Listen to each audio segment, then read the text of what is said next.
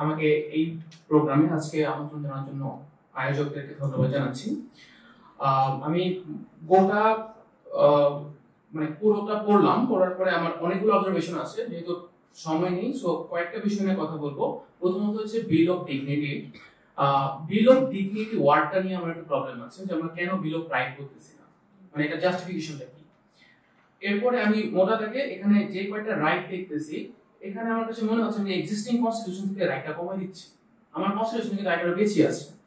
এরপর আমি যখন রাইটটাকে ডেসক্রাইব করতেছি, আমি একটা মিনিমালিস্টিক অ্যাপ্রোচ নিচ্ছি। আমি বলতেছি ফ্রিডম অফ স্পিচ, এটার ভিতরে কি আছে আমাকে একটু বলতে হবে। আমি যদি এক্সিস্টিং কনস্টিটিউশনগুলো দেখি বিভিন্ন দেশের, south Africa, recently Fiji, Kenya থেকে শুরু করে যারা কনস্টিটিউশন তৈরি করেছে, সেগুলো দেখলে দেখবো যে রাইটটাকে একটু বেশি এক্সপ্লেইন করার চেষ্টা করা হচ্ছে।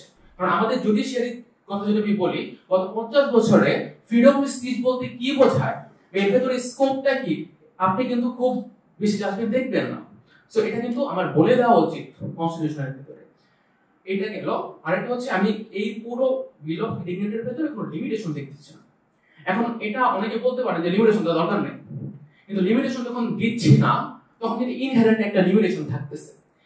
আপনারা যদি ওই যে 1972 সালের ডিবেটটা দেখেন, ওখানে কিন্তু একটা কোশ্চেন আসছিল, তখন কামাল হোসেন যে একটা অ্যানসার দিল, যে বললো যে যদি না থাকে তাহলে কিন্তু আমার ডক্ট্রিন অফ পুলিশ পাওয়ার সেখানে অ্যাপ্লাই হবে। তো সেই ক্ষেত্রে আমার একটা সাজেশন থাকবে যে আমাদের বর্তমান রাইট প্রভিশনগুলোতে স্পেসিফিক অনেক লিমিটেশন দিয়ে দিয়েছে। যেমন ফ্রিডম অফ স্পিচের ক্ষেত্রে বলে দিয়েছে ফ্রেন্ডলি রিলেশনশিপের জন্য আপনি কথা বলতে পারবেন না। তো এইগুলো বাদ দেন, কিন্তু জেনারেল একটা লিমিটেশন দিয়ে দেন, স্কোপ দিয়ে দেন, যেটার বাইরে কোর্ট যেতে পারবে না। যেমন প্রপোর্শনালিটি টেস্ট দিয়ে দেবেন। তো এগুলো যদি বলে দেওয়া হয়, তাহলে আমার মনে হয় লিমিটেশনের যে ব্যাপারটা, সেটাকে আমরা অ্যাভয়েড না করে এটাকে অ্যাড্রেস করা উচিত। তৃতীয়ত যেটা বলবো, যে আমাদের যে রাইট টু ফুড থেকে শুরু করে সোশ্যাল বা কালচারাল রাইট সেগুলো কিন্তু এখন কিন্তু নন জাস্টিসিয়েবল। আমাদের এফপিএসপি যে পার্টটা আছে সেখানে আছে। তো এখানে আমি মানে বুঝতে পারতেছি না এটাকে যে মানে আমরা কি জাস্টিসিয়েবল করতেছি কি, আর যদি করি তখন কিন্তু আবার বলা হবে যে আমাদের রিসোর্স নাই। তো রিসোর্স না থাকলে একজন রিকশাওয়ালা সে কোর্টের কাছে যে বললো যে আমাকে খাবার দেন, কোর্ট গভর্নমেন্টকে বলবে যে খাবার দাও, সব রিকশাওয়ালা চলে আসলো, সবাইকে কি স্টেট দিতে পারবে? তো সেক্ষেত্রে আমার মনে হয় সাউথ আফ্রিকান যে মডেল বা ফিজির মডেল, যেটা যে স্টেটের রিসোর্সের ভেতর থেকে স্টেট দিতে বাধ্য থাকবে, এরকম যদি একটা গাইডলাইন দিয়ে দেওয়া হয়, তাহলে আমার মনে হয় এটা মোর প্র্যাগম্যাটিক হবে। যে স্টেটের ভেতরে, স্টেটের রিসোর্সের ভেতর থেকে তাকে বাধ্য করবে। স্টেটের যদি 1 লক্ষ টাকা থাকে, সে 1 লক্ষ টাকাটা সে ঠিকভাবে ডিস্ট্রিবিউট করবে। যেমন অমর্ত্য সেন কি বলছে? অমর্ত্য সেন বলছে যে রিসোর্সের অভাবে কখনো দুর্ভিক্ষ হয় না। দুর্ভিক্ষ কখন হয়? যখন ওই স্টেটে ডেমোক্রেসি থাকে না বা খুবই করাপশন থাকে। সো আমরা যদি ইকুয়াল ডিস্ট্রিবিউশনটা মেইনটেইন করতে পারি বা রিসোর্সের ভেতর থেকে স্টেটের অ্যাকাউন্টেবিলিটিকে নিয়ে আসতে পারি, I think that would be more pragmatic. আর last point regarding bill of dignity, এখানে আমরা থার্ড জেনারেশন রাইটটা পাচ্ছি না, এনভায়রনমেন্টাল রাইটটা পাচ্ছি না, কালচারাল রাইটটা পাচ্ছি না। সো কালেক্টিভ যে রাইটগুলো আছে সেগুলো যেন আমরা অ্যাড্রেস করি।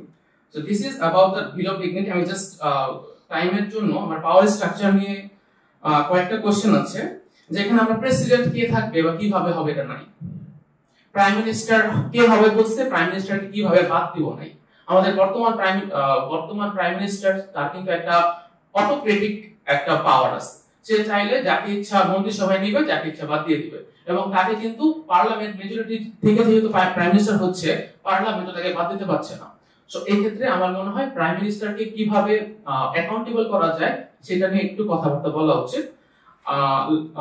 আরেকটা পজিশন হচ্ছে আমরা কনস্টিটিউশনাল অ্যামেন্ডমেন্ট যেটা, সেটাকে খুব বেশি রিজিড করে ফেলতেছি কেন। দুইটা হাউসের আমার 3/4 মেজরিটি লাগতেছে, এটাই কিন্তু খুবই কঠিন। এরপর আবার রেফারেন্ডাম, তাহলে আপনি তো ওই যে 7B নিয়ে আসতেছেন, এটাই টার্নাল ক্লজ নিয়ে আসতেছেন, কনস্টিটিউশন চেঞ্জ করতে পারবেন না। কনস্টিটিউশন চেঞ্জ করা কিন্তু দরকার হতে পারে। তো সেই ক্ষেত্রে আমার মনে হয় খুব রিজিড না যে একটা মিডল গ্রাউন্ডে সেখানে আসা উচিত।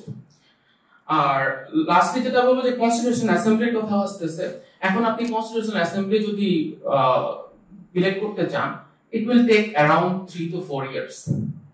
আপনি যদি সাউথ আফ্রিকা দেখেন বা ফিজি দেখেন, ওরা একটা কনস্টিটিউশন তৈরি করতে 3 বছর লাগছে। এরপর আপনি ইলেকশন দেবেন, রাজনৈতিক দল কিন্তু বসে থাকবে না। এরপর আবার বলতেছেন যে কনস্টিটিউশন অ্যাসেম্বলি ড্রাফট দিবে, এরপরে আবার একটা রেফারেন্ডাম করবেন যে কনস্টিটিউশন নেব কিনা। এখন ওই রেফারেন্ডামে যদি মানুষ বলে যে নিব না, তখন কি আবার প্রসেসটা করবেন আরো 5 বছর? সো এটা এন্ডটা কোথায়? সো এটা নিয়ে, এগুলো নিয়ে একটু চিন্তা ভাবনা করা উচিত আমার মনে হয়। Thank you so much.